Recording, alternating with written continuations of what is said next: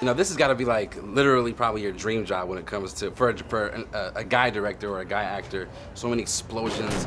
Talk a little bit about just what like when it came to playing the character and directing the film, and what was the most exciting part about it? You just hit on it. My first love after my family is motorcycles and cars. I love all things motorsports. I love explosions. I was the kid who had the WD-40 can making flamethrowers and the Drano bombs and stuff. I loved all that stuff. So yeah, you put aluminum foil in there. And That's some like Drano, that sounds like the 2 liter. beginning of a serial killer or an arsonist. I'm just being honest. I'm trying to be transparent here. So to get there and to watch them load something up with diesel that they're about to explode, there's nothing better. I mean, how crucial was it to get the timing right? Because obviously you're shooting in LA. When it comes to the practical effects, I mean, when it went live, I mean, how important were those rehearsals? To me, I have very few rules about making a movie, but one of them is I want everything to be real. Every stunt in the movie's real. We swapped out some bike components digitally, but the explosions had to be real. All that stuff. I feel like when I'm watching it, I just connect so much more when it's actually real and not computer generated. Yeah, all the cartwheels in the movie I did. Those are me. That's right. No doubt.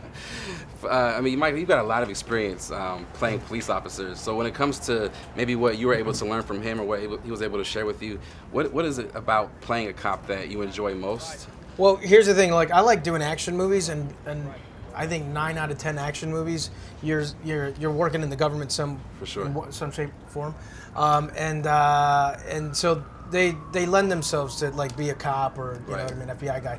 And I love watching those kind of movies, so I like being in those kind of movies. And plus, my brother's a cop. Wow. Dad was in the Army, like that whole shebang. So like, it's just what I like, you know.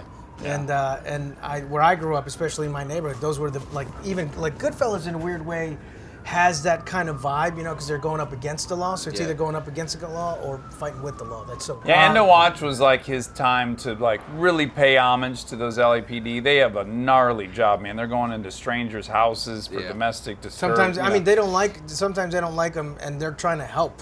Right. Like my brother's one of the good guys, you know what I mean? Sure. Most of the cops out there are the good guys, you know? Absolutely. But of course the 5% do get a bad rap, and they are the 5%, and they need to be handled and dealt with.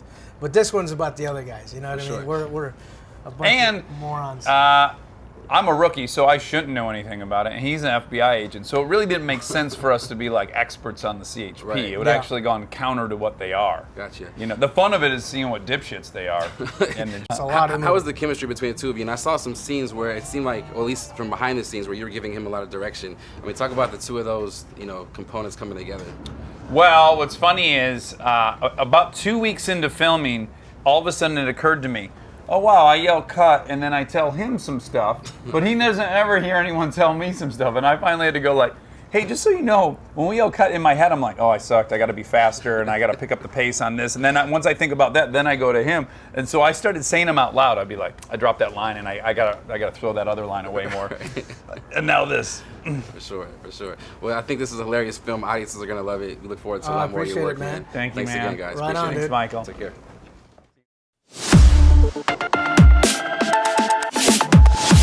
There was extra oomph because I fed the kids, but I just didn't pump for, I don't know, a day, a half a day, and then just let them go whoop. And breastfeeding boobs, there's nothing like them. There's nothing like them. It's a human anatomy thing that I can't even wrap my head around. Well, I have to give